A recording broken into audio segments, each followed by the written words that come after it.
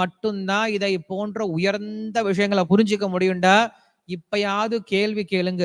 இத்தனை வகையான வேறுபாடுகளை பார்த்து உங்களுக்கு கேள்வி வரல, இதை யாரடா படைச்சிருப்பாங்கன்ற அந்த ஞானம் வரல அப்படின்னா நம்மை காட்டிலும் தாழ்ந்த ஜென்மம் வேற யாருமே கிடையாது அப்படின்னு சொல்லிட்டு சாஸ்திரம் சொல்லுது.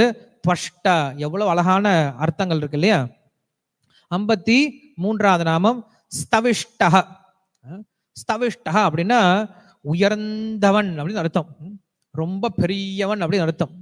ஸ்தூல இஷ்டஹ ஸ்தவிஷ்டஹ, உலகத்தை படைக்கிறதுக்கு ரொம்ப பெரிய ரூபத்தை எடுத்துக்கிறாராம், அதனால அவனுக்கு பேரு ஸ்தவிஷ்டஹ அப்படின்னு சொல்லி சொல்றார். பகவானே என்ன பண்றாரு, பலவிதமான கிரகங்களா பலவிதமான பிரபஞ்சங்களா உருவெடுத்திருக்காராம். சஹஸ்ரசீருஷா புருஷः சஹஸ்ராக்ஷஸ் சஹஸ்ரபாத் அப்படின்னு சொல்லிட்டு ஆரம்பிக்குது. சஹஸ்ரசீருஷா புருஷன்னா என்ன அர்த்தம்? பகவானுக்கு 1000 கண்கள் இருக்கு, 1000 கைகள் இருக்கு, 1000 தலைகள் இருக்கு அப்படின்னு சொல்லிட்டு சாஸ்திரம் வர்ணிக்குது. ரொம்ப பெரியவன், விராட்ட புருஷன் சொல்லி சொல்றோம் இல்லையா, பெரிய உருவத்தோட இருக்காராம். ஆனா இதனுடைய தத்துவ அர்த்தத்தை புரியாதவங்க கேலி பண்ணி பேசுறவங்க இருக்காங்க. என்ன சொல்றாங்க, பகவானுக்கு இத்தனை தலைகள் இருக்கா, இத்தனை முகங்கள் இருக்கா, அப்ப அவருக்கு ஜலதோஷம் பிடிச்சா அவர் எத்தனை கைகளால மூக்க சிந்திப்பாரு அப்படின்னு சொல்லிட்டு ரொம்ப நீச்சமா பேச. நம்ம எங்கேயோ உயர்ந்த விஷயத்த பேசிட்டு இருக்கும் போது புத்தி இல்லாத என்ன பண்ணுவா, இந்த மாதிரி ரொம்ப அவனை வந்து கிண்டல் பண்ற மாதிரி பேசிட்டு போயிடுவாங்க. அவனுக்கு என்ன புரியல, இந்த உலகத்துல யாருக்கெல்லாம் தலைகள் இருக்கோ அவனுடைய தலைதான், இந்த உலகத்துல யாருக்கெல்லாம் கண் இருக்கோ அவனுடைய கண்ணுதான், இந்த உலகத்துல யாருக்கெல்லாம் காதுன்னு ஒண்ணு இருக்கோ அவனுடைய காது தான், இந்த உலகத்துல யாருக்கெல்லாம் கை இருக்கோ அது அவனுடைய கை தான், இந்த உலகத்துல யாருக்கெல்லாம் கால் இருக்கோ அவனுடைய கால் தான். அவனுடைய கண்ணுல இருந்து நம்மளுக்கு கொஞ்சம் ஒரு கண் எடுத்து வச்சிருக்காங்க, அவனுடைய காதுல இருந்து நம்மளுக்கு காது எடுத்து வச்சிருக்காங்க, அவனுடைய கையில இருந்து நம்மளுக்கு கை கொடுத்திருக்காங்க. அப்படின்னு என்ன அர்த்தம், அவனுடைய கை தான் நம்ம உபயோகப்படுத்திட்டு இருக்கோம்.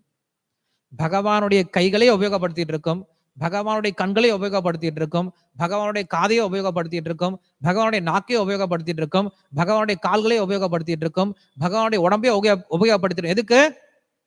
பகவானை மறந்து போறதுக்கு இல்லையா.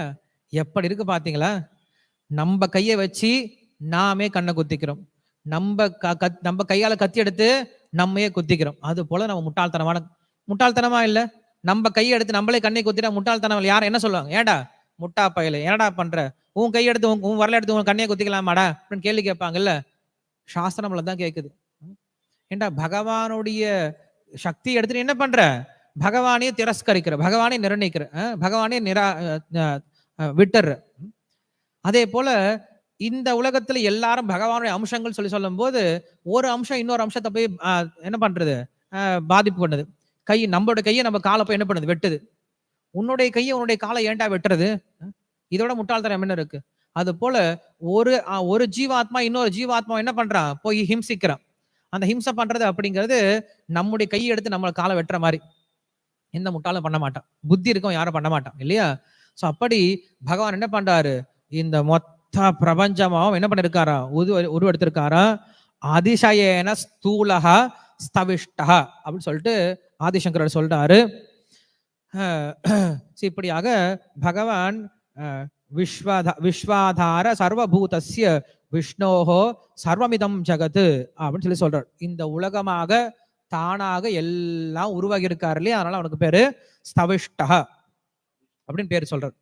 அப்புறம்